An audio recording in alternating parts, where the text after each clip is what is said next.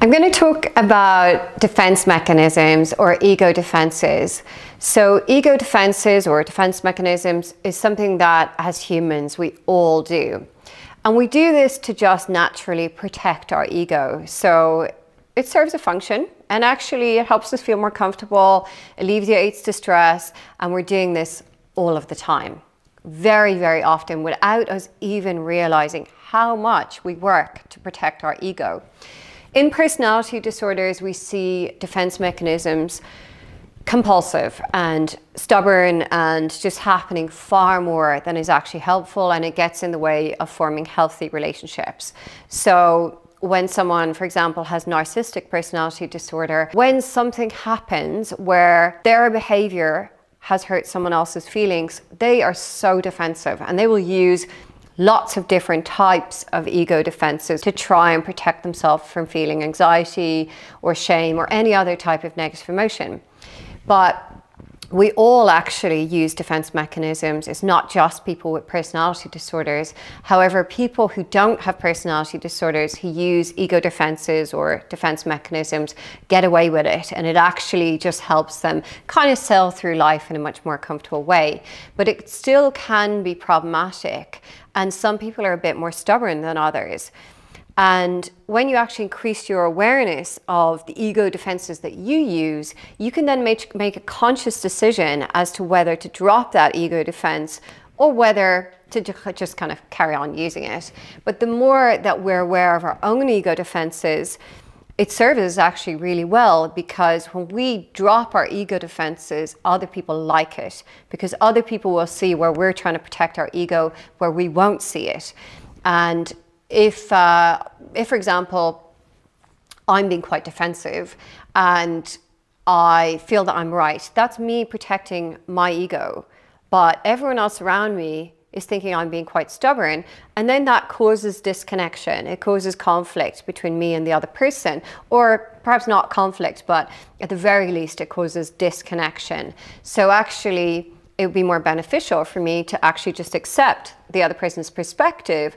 I don't necessarily have to agree with it, but if I listen and be open to the idea, then I'm actually connecting much better interpersonally with individuals than if I'm just sticking up for myself and being convinced that I'm right and pushing my argument much further than I need to.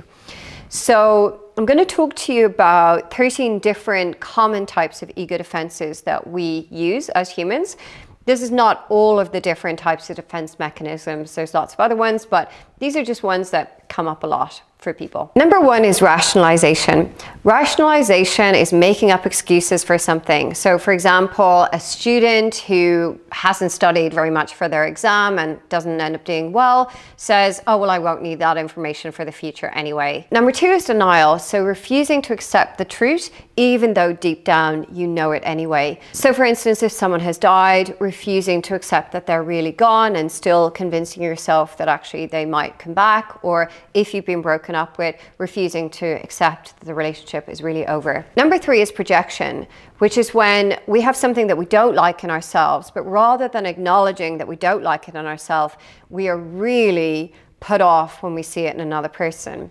For instance, if your friend is in an unhealthy relationship and they haven't decided that they want to break up with their partner yet, every time they speak about that relationship, you might feel very triggered and you might say, I would never stay in that situation, when actually you might have in the past spent a very long time in an unhealthy relationship. And the reason you're getting so triggered by your friend who won't leave this situation is because you really dislike that quality in yourself. Number four is displacement. This is when we take out our anger on someone that's less threatening. So we might have had a really bad day at work and then we go home and we take out our anger on our child, rather than actually confronting our boss, who's really the one who's upset us. Number five is regression, and this is about reverting to a childlike way of being, even though you're supposed to be a mature adult.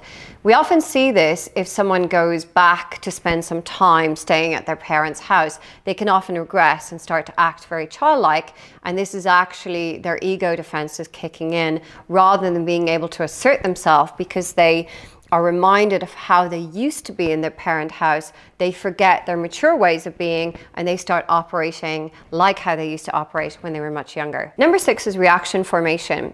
Reaction formation is where someone holds something private that they feel a lot of shame about, and therefore they pretend that they believe the complete opposite. So an example of this might be if someone is gay but they haven't come out yet and they feel a lot of shame about this, they pretend that they hate gay people and they speak very openly in that way, even though it's not how they truly feel. Number 7 is intellectualizing. So intellectualizing is focusing on the really logical facts at hand rather than actually feeling your emotions. So an example might be if you're going through a breakup, you keep emphasizing all the reasons why that relationship wouldn't work rather than actually dropping into the painful feelings of that breakup and actually recognizing that you're truly heartbroken. Number 8 is fantasy. So this is escaping to an imaginary world in order to cope with the pain or boredom that you're currently feeling. So this might be someone who compulsively fantasizes about winning the lottery to remove themselves from the mundane everyday life that they're living. Number 9 is identification. So this is copying other people in order to boost your self-esteem or feel better about yourself.